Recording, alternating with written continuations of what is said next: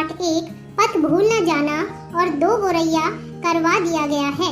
पाठ 1 के लघुत्तरीय और दीर्घ उत्तरीय प्रश्न आपने कर लिए हैं। जिन्होंने नहीं किए हैं वे वीडियो को देखकर कर सकते हैं। आशय स्पष्ट करो आप व्याख्या या अर्थ सुनकर भी कर सकते हैं।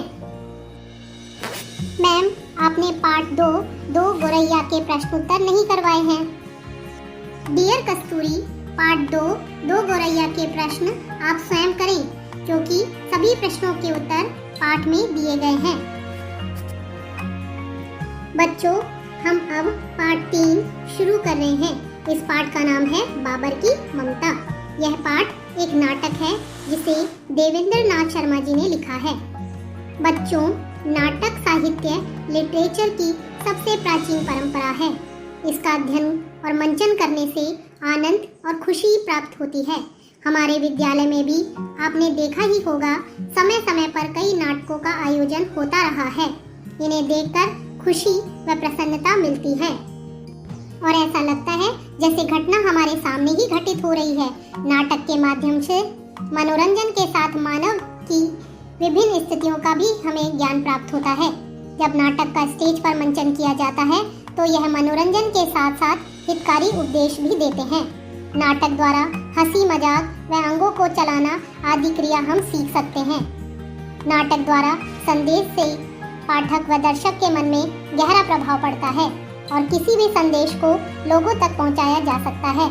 नाटकों द्वारा लोगों से व्यवहार का तरीका भी बताया जाता है। मैम, नाटक के विषय में और कुछ बताइए। नाटक द्वारा छात्र स्वयं पात्र के अनुकूल व्यवहार करना सीखता है। नाटक गद्य शिक्षण के अंतर्गत आता है। यह हाव भाव के साथ व्यक्त किया जाता है। नाटक एक अंक अर्थात एकांकी भी हो सकता है और कई अंकों का भी हो सकता है। मैम, पाठ 3 बाबर की ममता के विषय में भी थोड़ी सी जानकारी हमें दीजिए। बच्चों, बाबर की ममता नाटक के माध्यम से ही दिखाया गया है। इस नाटक में 5-6 कैरेक्टर या पात्र हैं जो अपनी अपनी भावनाओं को व्यक्त कर रहे हैं।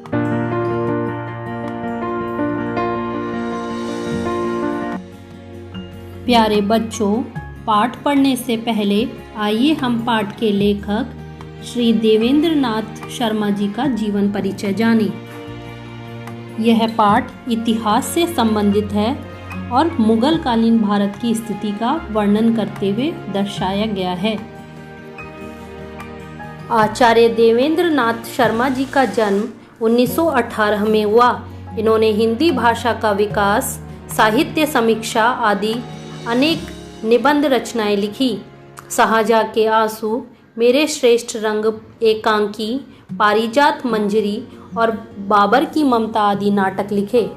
इन्होंने हिंदी भाषा में नाटक व निबंध विधा में लंबे समय तक लेखन कार्य किया। ये पटना विश्वविद्यालय के कुलपति या वाइस चांसलर भी रहे। सन 1991 में इनका निधन हो गया। इनके नाटकों में उर्दू भाषा के शब्दों का बहुतायत प्रयोग किया गया है। आइए अब इस कहानी के मुख्य पात्र बाबर के बारे में जानें। कहानी में बाबर, जिनका पूरा नाम ज़हीरुद्दीन बाबर था, जो 1483 से 1530 तक मुगल वंश के शासक थे, उन्होंने ही मुगल शासन की स्थापना की। वे तैमूर लंग के वंशज थे।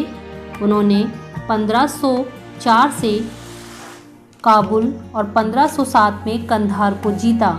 1519 से 1526 तक 5 बार उन्होंने भारत पर आक्रमण करने की कोशिश की, परंतु 1526 में उन्होंने पानीपत के मैदान में इब्राहिम लोदी को हराकर भारत में अपनी पहली जीत दर्ज की। 1527 में खानवा, 1528 में चंदेरी और 1529 में आगरा जीतकर अपने राज्य को सफल बनाया। 1530 में उनकी मृत्यु हो गई। किसी ने पूछा वो कौन सी जगह है जहाँ हर गलती, हर जुर्म और गुनाह माफ़ हो जाता है। बच्चे ने मुस्कुराते हुए कहा, मेरे पापा का दिल।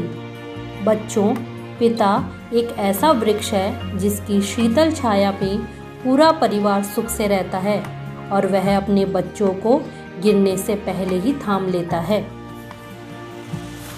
बच्चों, माता पिता का अपने संतान के प्रति अगाध प्रेम होता है।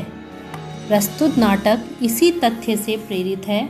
इसमें बाबर अपने पुत्र हुमायूं के जीवन की रक्षा हेतु अपने जीवन की खुशी खुशी भेंट चढ़ा देते हैं।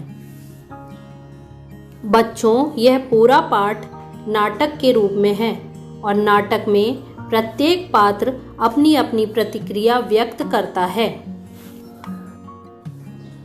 बच्चों, इस नाटक में मुख्य रूप से 5 पात्र हैं।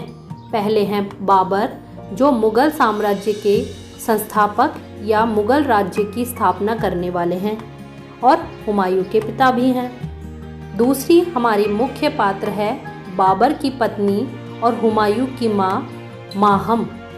तीसरे हमारे मुख्य पात्र हैं हुमायूं, बाबर के पुत्र। चौथे हमारे पात्र हैं मुर्तजा, जो कि हकीम है अर्थात वैद्य हैं या चिकित्सक हैं।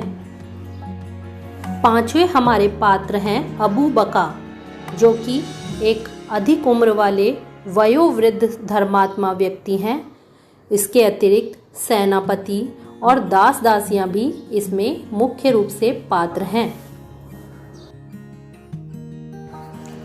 प्रथम दृश्य स्थान है आगरा का चारबाग। चारों ओर तरह तरह के फूलों के पौधे और बेलें लगी हुई हैं।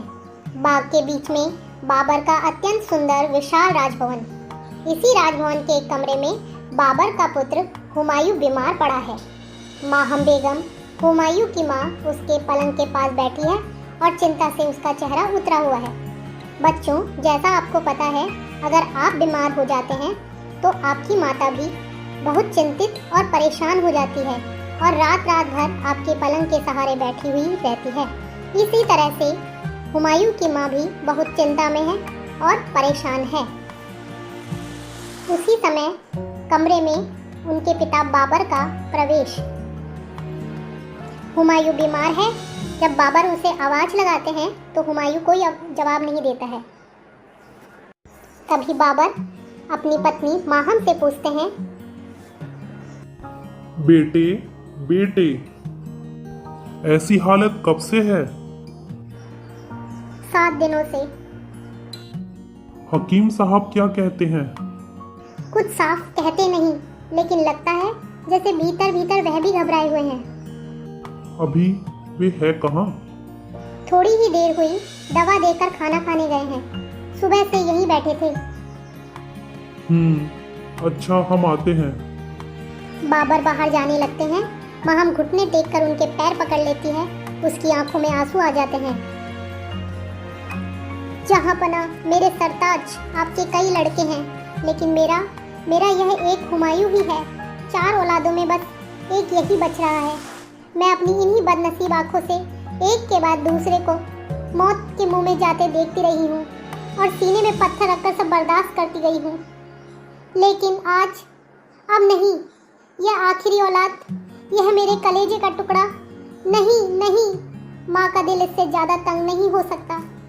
मैं अपनी इन बदनसीब आंखों को फोड़ लूंगी, लेकिन हुमायूं की मौत नहीं देख सकती। प्रेम से उठाकर बाबर माहम के सिर पर हाथ फेरते हुए, माहम, घबराओ मत।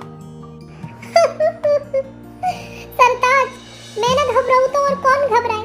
काश आपको एक औरत, एक माँ का दिल मिला होता।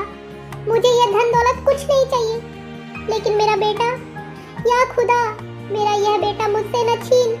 जैसे भी हो, मेरे बेटे को बचाइए। आपको बादशाहत प्यारी है, लेकिन मुझे मेरा बेटा प्यारा है, मेरे सरताज। माहम, तुम्हारा कहना सही है। बादशाहत प्यारी जरूर है। अगर वह प्यारी नहीं रहती तो हम मादरे वतन फरगना को छोड़कर पहाड़ों, नदियों, जंगलों और रेगिस्तानों की खाक नहीं छानते फिरते। लेकिन नहीं, औलाद उस बादशाहत से भी ज्यादा प्यारी है। बादशाह भी इंसान होता है। हुमायूं हमारी आंखों की रोशनी, दिल की उम्मीद और जिंदगी का सहारा है। मलका, मायूस न हो।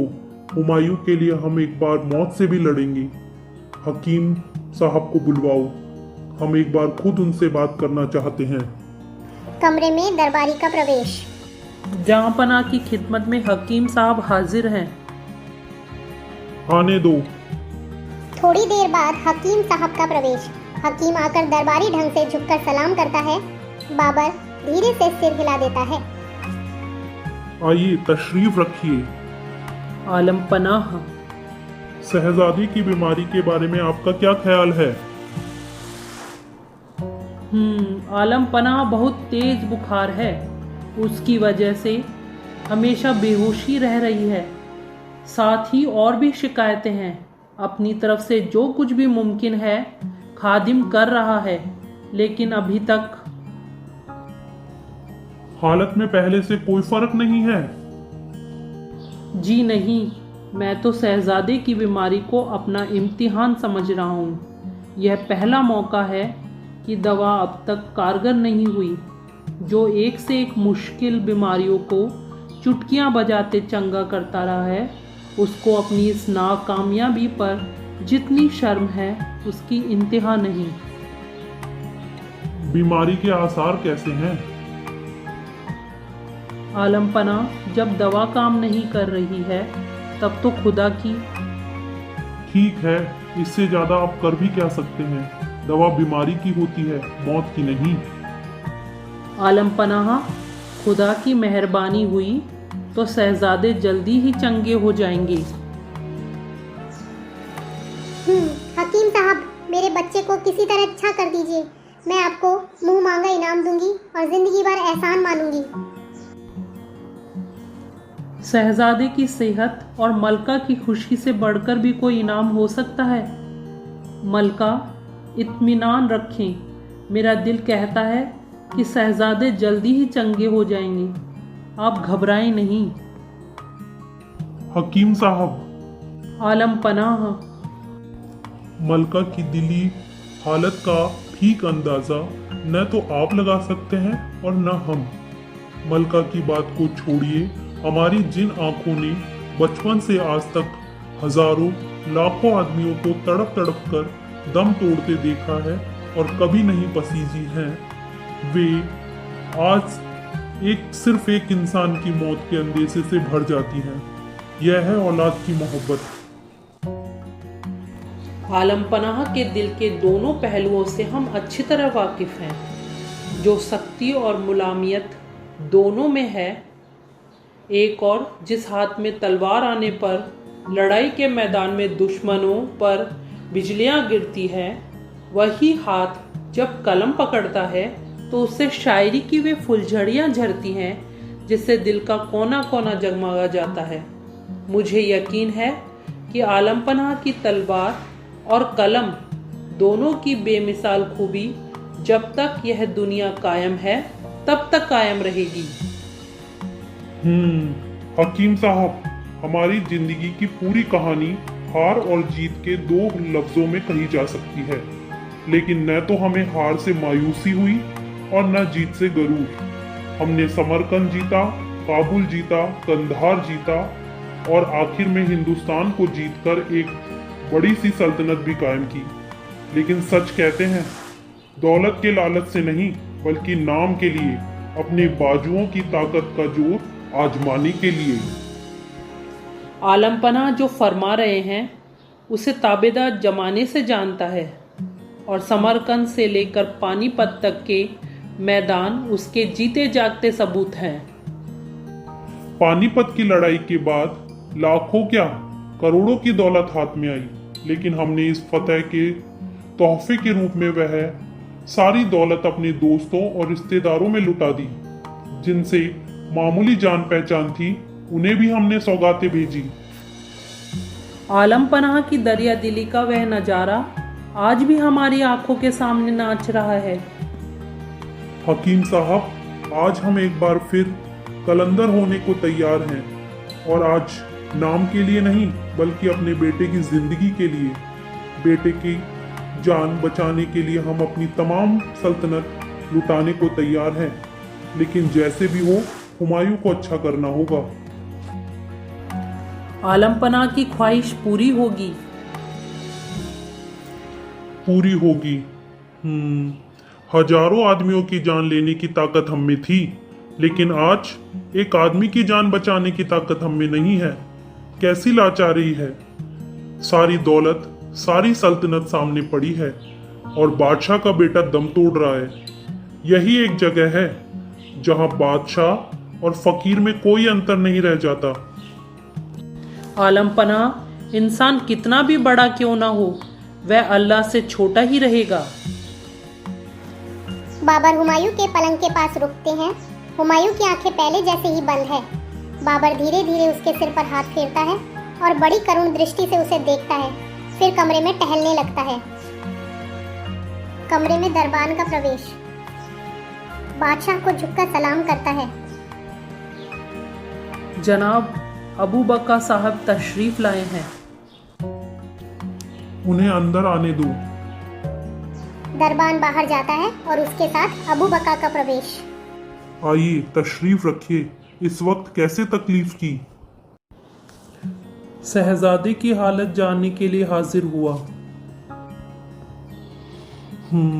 शहजादे की हालत हमारी हिकमत और ताकत का इम्तिहान हो चुका। अब खुदा मालिक है। अपनी लंबी जिंदगी में आज पहली बार मैं शहंशाह हिंदुस्तान के चेहरे पर मायूसी देख रहा हूँ और आवाज में भारीपन। एक से एक मुश्किल मुसीबतों में जिसके चेहरे पर शिकन नहीं पड़ी, जो आफतों में हमेशा मुस्कुराता रहा, उसकी ऐसी हालत देखकर ताज्जुब हो रहा है। हमें अपने ऊपर खुद ताज्जुब है, फिर भी हमें यह कहने में कोई हिचक नहीं कि आज हम जिंदगी की वह कमजोरी महसूस कर रहे हैं जो बिल्कुल नई है।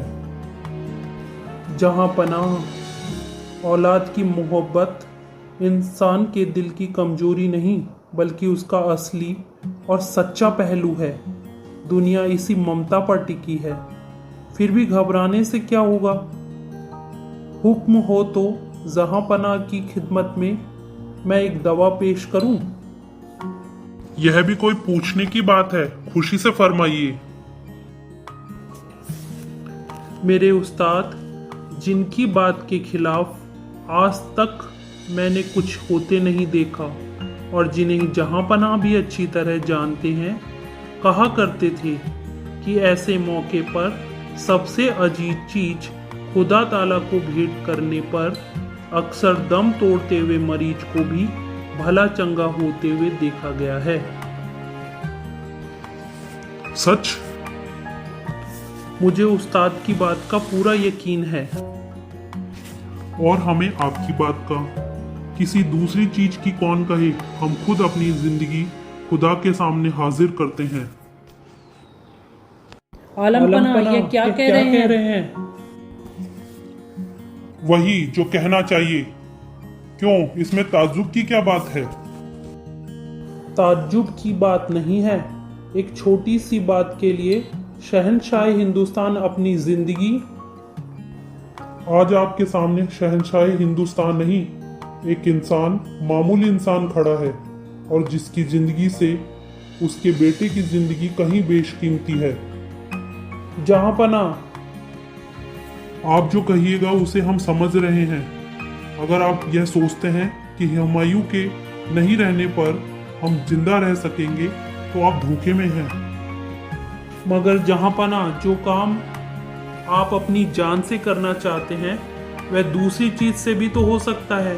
आगरे की फतह के बाद जो हीरा जहां पनाह के हाथ में आया वह दुनिया की किसी भी चीज से बेशकीमती है। हमारी जिंदगी से भी। जहां पनाह, मेरे कहने का मतलब कुछ दूसरा है। मैं अर्ज करना चाहता हूं कि क्यों नहीं उसे ही खुदा को भेंट किया जाए। वह देखिए हकीम साहब, शहजादे के चेहरे पर सफेदी छा रही है। नहीं नहीं, अब ज्यादा सोचने का वक्त नहीं है। हमारे जीते जी हुमायूं को कुछ नहीं हो सकता। हम उसे बचाएंगे, जरूर बचाएंगे। हीरे और पत्थर से काम नहीं चलेगा। खुदा ताला की खिदमत में हम खुद अपनी जान हाजिर करते हैं। बाबर तेजी से गंभीरता पूर्वक हुमायूं के पलंग के चारों ओर घूमने लगते हैं। आलम पनाह, ये क्या कर रहे हैं? खुदा के लिए। खामोश। शहंशाह हिंदुस्तान का हुक्म है कि आप खामोश रहिए। हम जो कर रहे हैं उसमें खलल न डालिए। 3 बार पलंग की परिक्रमा कर हुमायूं के सिरहाने जमीन पर घुटने टेक कर बैठ जाता है। हाथ जोड़कर आंखें बंद कर लेते हैं और मुंह कुछ ऊपर उठाए शांत गंभीर स्वर में कहते हैं, या खुदा परवरदिगार, तेरी मेहरबानी से हमें एक से एक मुश्किलों में फतह हासिल की है। मैं आज एक बार फिर इस मौके पर तेरी उस मेहरबानी की भीख मांगता हूँ। अपने बेटे की जान के बदले मैं अपनी जान हाजिर करता हूँ। तू मुझे बुला ले, लेकिन उसे अच्छा कर दे। आलम पनाह, शहजादे ने आंखें खोल दी। आज 7 रोज बाद। हमारी आवाज अल्लाह ताला तक पहुंच गई। बाबर धीरे धीरे उठकर हुमायूं के सिर पर हाथ फेरता है। पानी। हकीम कोने में रखी एक सुराही से पानी डालकर हुमायूं के मुंह में 2 चम्मच पानी देता है। हकीम साहब, हमारे सिर में जोर का चक्कर और दर्द मालूम हो रहा है। एक अजीब बेचैनी मालूम हो रही है।